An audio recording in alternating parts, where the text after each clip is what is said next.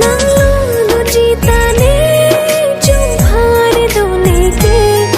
joy joy pen ka cheta ke mong bor nam do ji de rong a ji jut et lo te mone ru nang ji lo te ju pone ro pe ne di chung phare ang ne nang dun ji ma kang hon nang ni long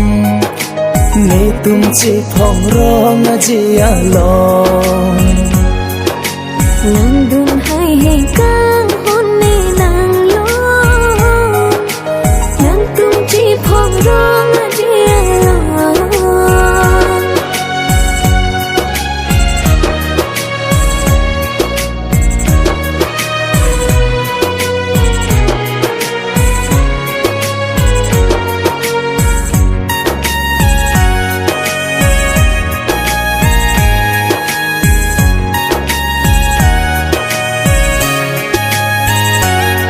nang seng cepa biri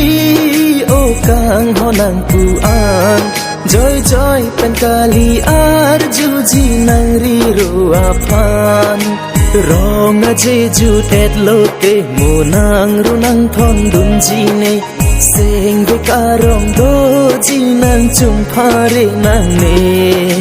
nang dun ji ma kang ho nang ne long ne tum chi phong rong a ji a long